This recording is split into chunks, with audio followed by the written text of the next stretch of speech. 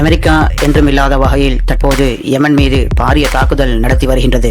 யமன் ஹவுதிகள் செங்கடல் முற்றுகையை மறுபடியும் அறிவித்ததை நாம் எமது யூடியூப் அலைவரிசையில் பதிவு செய்திருந்தோம். ஹவுதிகள் செங்கடல் பயணத்தை தடை செய்ய ஆரம்பித்த முதல் நாளே திடீரென உட்புகுந்த அமெரிக்க விமானப்படை யமன் மீது என்றுமில்லாத வகையில் பாரிய தாக்குதல்களை ஆரம்பித்துள்ளது. இவ்வளவு அவசரமாக இந்த தாக்குதலை நடாத்துவதற்கான காரணம் என்னவென்று அமெரிக்காவின் உற்ற நண்பனான பிரித்தானியாவுக்கே தெரியாது என்று குறிப்பிடுகின்றனர்.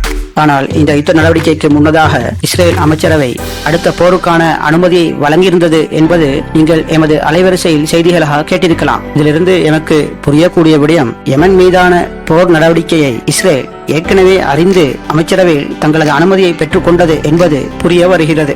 இந்த வகையில் இஸ்ரேலும் அமெரிக்காவும் ஒன்றிணைந்து ஏற்கனவே ஆழமாக திட்டமிட்டே இந்த போர் நடவடிக்கையை ஆரம்பித்துள்ளது. நடக்கும் இந்த யமன் மீதான தாக்குதல்களை அமெரிக்க ஜனாதிபதி டொனால்ட் ட்ரம்ப் தனது மாளிகையிலிருந்து பார்த்து கொண்டிருக்கும் காட்சி ஊடகங்களில் வெளிவந்துள்ளது.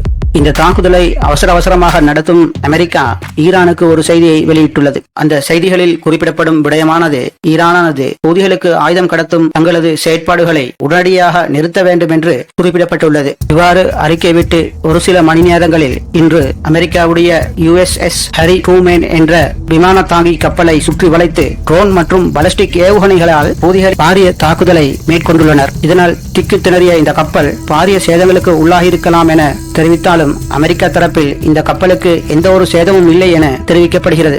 ஹூதிகளின் இந்த பாரிய பதில் தாக்குதலால் ஆத்திரமற்றுள்ள அமெரிக்கா தற்போது ஈரானை நோக்கி எச்சரிக்கை செய்திகளை விடுத்து வருகிறது. இந்த பலஸ்டிக் ஏவுகணைகள் ஈரானினால் வழங்கப்பட்டது என்றும் ஈரானுக்கு கடும் எச்சரிக்கை விடுக்கின்றோம் என்றும் அமெரிக்க வெள்ளை மாளிகை அவசர செய்திகளை வெளியிட்ட வண்ணம் உள்ளது. தற்போது மத்திய கிழக்கு நாடுகளில் ஒரு பாரிய போர் பதற்றம் இதனால் நிலவி வருகின்றது. ஹூதிகள் மீதான இந்த அமெரிக்க போர் நடவடிக்கை விரிவடைந்து ஹூதிகள் அமெரிக்காவுக்கு ஆதரவான மத்திய கிழக்கு நாடுகளையும், குறிப்பாக சவுதி அரேபியா மற்றும் UAE போன்ற நாடுகளை தாக்கும் அச்சம் தற்போது மத்திய கிழக்கில் உருவாகியுள்ளது. மத்திய கிழக்கில் ஏற்பட்டுள்ள இந்த அசாதாரண நிலை காரணமாக தற்போது சர்வதேச மட்டத்தில் எரிபொருளுக்கான விலை உயர்ந்துள்ளதாக தகவல்கள் கிடைக்கின்றது.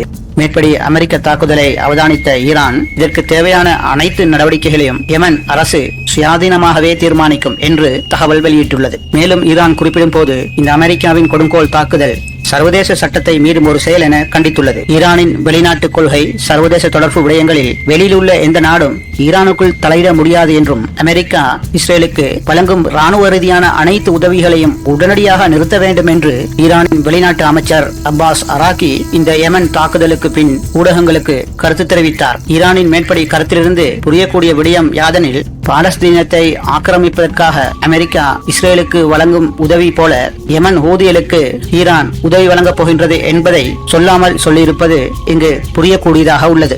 தற்போது கிடைத்த செய்திகளின் அடிப்படையில் இந்த அமெரிக்காவின் யமன் மீதான தாக்குதல் ஹூதிகள் செங்கடல் முற்றுகையை நீக்கும் வரை இந்த தாக்குதலை நடத்துவோம் என்று வெள்ளை மாளிகை அறிவித்துள்ளது. அனைத்து நிகழ்வுகளையும் நாம் ஒட்டுமொத்தமாக நோக்கும் போது இது யமனை தாண்டி மத்திய கிழக்குக்குள் பாரிய ஒரு பரந்த ஒரு போராக மாற்றமடையக்கூடிய நிகழ்வுகளே இப்போது நடந்து வருகின்றது. நபிகள் நாயகம் மறுமைக்குரிய அடையாளங்களாக ஷாமில், அதாவது பலஸ்தீனம் உட்பட நாடுகளில் போர் ஏற்படுவதையும், மேலும் யமனில் பாரிய போர் உண்டாவதையும், இதனைத் தொடர்ந்து எகிப்து மற்றும் அரபிய நாடுகளில் போர் பரவுவதையும் இறுதி நாள் நெருங்குவதற்குரிய முக்கிய அடையாளங்களாக சொல்லி சென்றதை நாம் ஞாபகப்படுத்திக் கொள்வோம்.